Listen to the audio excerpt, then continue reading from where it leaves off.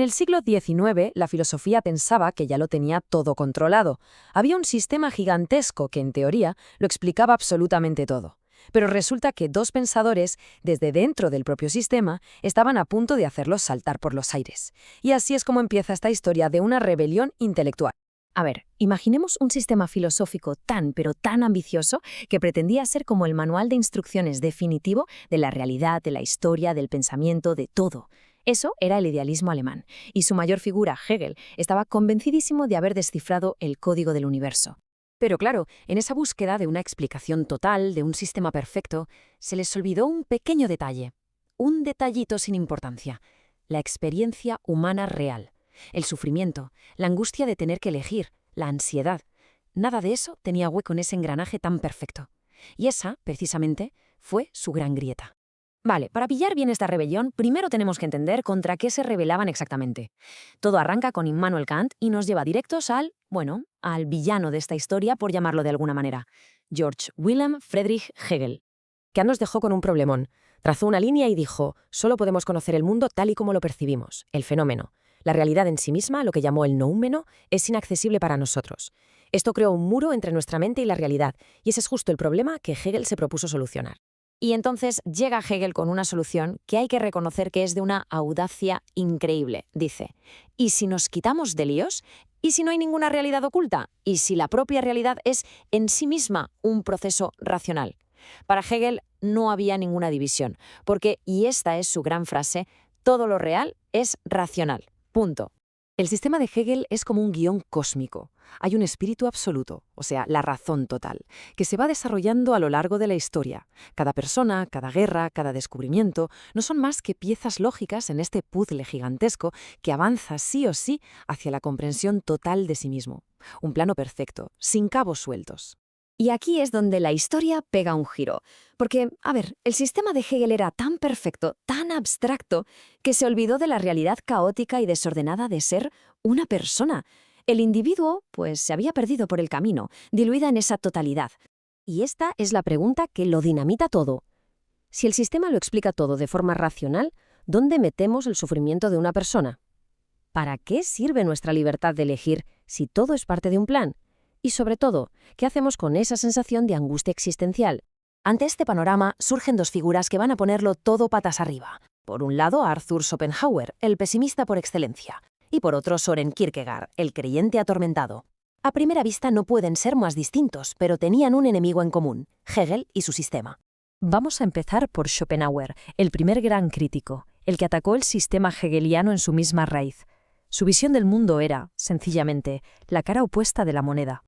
Schopenhauer arranca desde una idea de Kant. El mundo es mi representación. O sea, está de acuerdo en que el mundo que vemos es una especie de película que proyecta nuestra mente.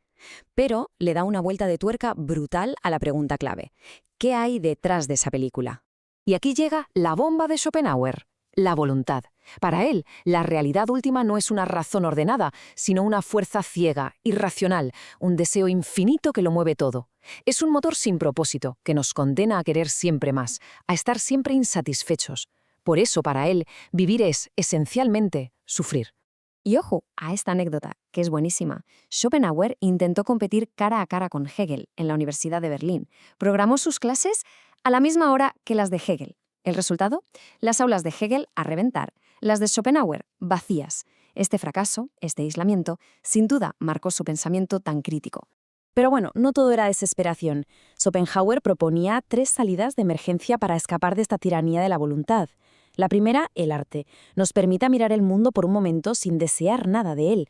La segunda, la compasión, darnos cuenta de que todos sufrimos lo mismo. Y la solución final y más radical, la negación de la voluntad, renunciar al deseo de vivir a través de una vida ascética. Pasemos ahora a nuestro segundo rebelde, Søren Kierkegaard. Su plan no era cambiar el sistema de Hegel por otro, no.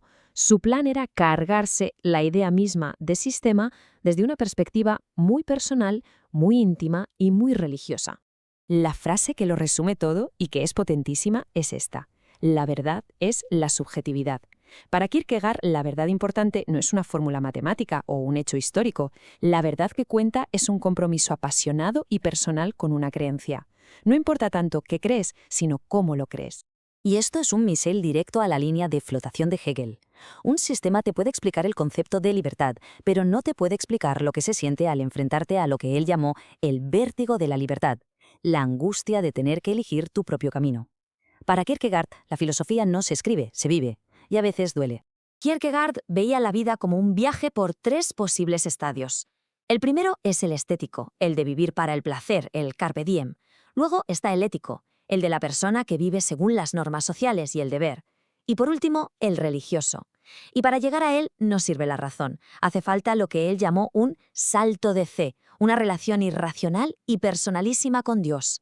Así que, como vemos, son 2 caminos muy, muy diferentes, pero que llevan a una misma rebelión.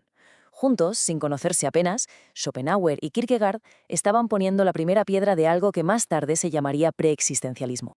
Esta tabla lo resume de maravilla. Schopenhauer, a pesar de todo, propone un sistema, el de la voluntad. Kierkegaard, en cambio, es totalmente antisistemático. Para uno el problema es el deseo que nunca se acaba, para el otro, la falta de una verdad personal y apasionada. Sus soluciones, la negación y la fe, no pueden ser más opuestas.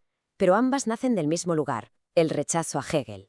Pero lo verdaderamente importante es su legado conjunto, que fue monumental. Juntos reventaron la idea de que un sistema filosófico podía explicarlo todo. Volvieron a poner la experiencia subjetiva, el sufrimiento, la elección, la angustia, en el centro del mapa. Y al hacerlo le abrieron la puerta de par en par al existencialismo del siglo XX.